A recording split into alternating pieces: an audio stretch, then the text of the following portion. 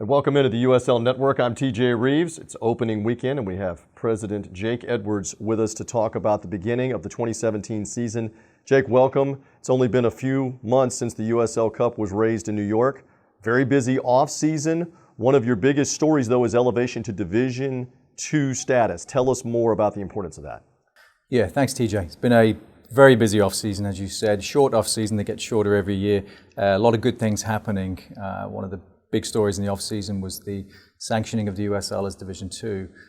This is a major component of a long-term strategic plan called Destination 2020. We embarked on this a little over 4 years ago.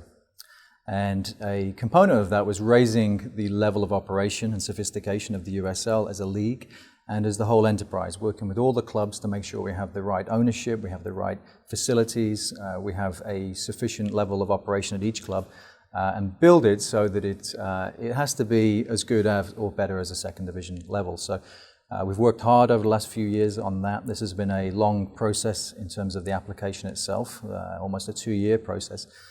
So we're very pleased with the outcome. We're pleased that the board recognized all the work that's gone on.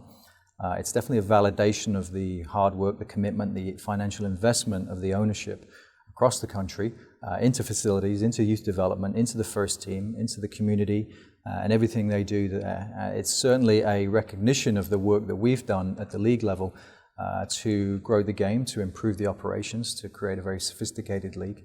And so we are very pleased that that was recognized at the board level. It gives us now a platform to move forward on a number of key initiatives, such as the broadcast initiative this season, such as the digital network we're launching, the commercial programs we're putting together, strategic partnerships and alliances domestically and internationally.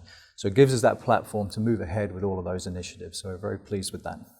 2017 is also another productive year for expansion. You're bringing 3 new expansion teams in this season, as well as several new ownership groups with existing teams. What is the overall league strategy on expansion, and will we see more of it soon? We will. So we are expanding always with a national focus, but looking how we regionalize the competition for a number of reasons, but specifically to create those rivalries, those passionate derby games. We've seen quite a few of those over the last few seasons. We're seeing a lot more fans traveling to follow their teams on the away games, so that will continue. We have a focus on expansion. There are a number of markets that we're still looking at. We have a lot of interest. We have a number of applications we're considering now. And we have certain areas of focus. So as we're looking at moving potentially to a 3-conference structure, maybe as early as 2018, we are focusing on certain areas of the country. And as you said, we've had 3 new clubs join the league. We have Tampa Bay Rowdies joining the league. I'll talk more about them shortly, but that is a focus on building our footprint in the Southeast.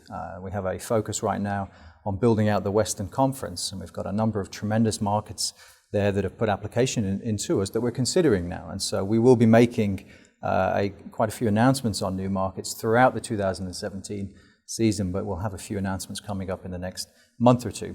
So expansion will continue.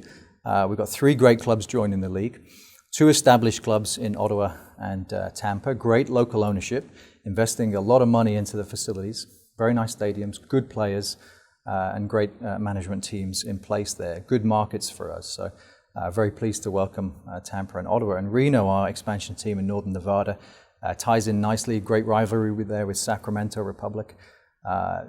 Ownership led by Herb Simon, owner of the Indiana Pacers and the Reno Aces, and is investing a huge amount of money into Reno, into the city itself. And led by Eric Edelstein, great management team there. So they've performed very well in the preseason games, sold out most of the preseason games. So there's a real excitement about professional soccer in Reno. So 3 great clubs joining the league this year, and there'll be more to come. In addition to those new teams, you have several new stadiums opening this season. I know that has been a big goal of the United Soccer League. It's a huge initiative for us. It's been a game changer for a number of other leagues when they focused on improving the quality of the buildings. For us, it's about delivering an authentic matchday experience for the fan and providing the players a very professional environment to play in as we continue to attract better players into our league.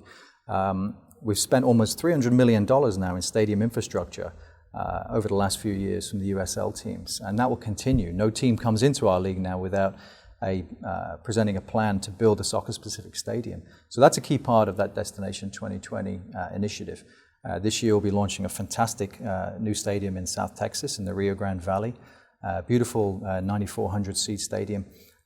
It's going to be one of the, I think, jewels in our league for the foreseeable future, but we've also got a great stadium being built in Phoenix with our new ownership group there, as well as a new stadium being built in Orange County with the new ownership of that club. Nashville joins in 2018, and they've already got a tremendous stadium plan that they're working on now. So it will be, we got, I think, 12 now soccer-specific stadiums that have been built for the USL, and more will continue. So that's a very important initiative for us. And as you start this season, it is opening weekend, the competition level is getting stronger. You have an influx of young, talented players from the United States and other places, also veteran players that you're bringing back. How do you feel about the level of competition as this season begins for the USL? Yeah, we're excited about it. I would say this is probably going to be the most challenging season for the teams to compete in this league. We've got a really exciting blend of talent in our league now. We've got some world-class players coming in, players like Joe Cole here in Tampa, Omar Bravo, legend out of the Mexican team playing for our team in Phoenix, Sean Wright-Phillips also. So we've got players that have played in the Premier League and in the international levels. We've got a core group of professionals, of veterans that have played in the MLS, USL, overseas. We've got 70 players now in the league that play for full senior international squads. So we've got a good base of really high quality and in some cases world-class talent, but we've got this really exciting group of young players who are going to be the next superstars of the national teams or of MLS, let's say, in the future. But we've got some guys now in their 18, 19, 20-year-olds that are this is the time to watch these players because they've got a great future ahead. We had 10 of them in the under-20 US national team, 8 of them in the team that went to the finals and won. So we've got some very dynamic players. So we're excited about the competition. It's going to be very difficult now, and that's a good thing. We get better coaches every year, and the quality of the players keeps rising. So it's going to be one to watch this year. Jake, thanks very much. Appreciate it. Good luck with the season. I'm TJ Reeves. Here we go with 2017 in the USL.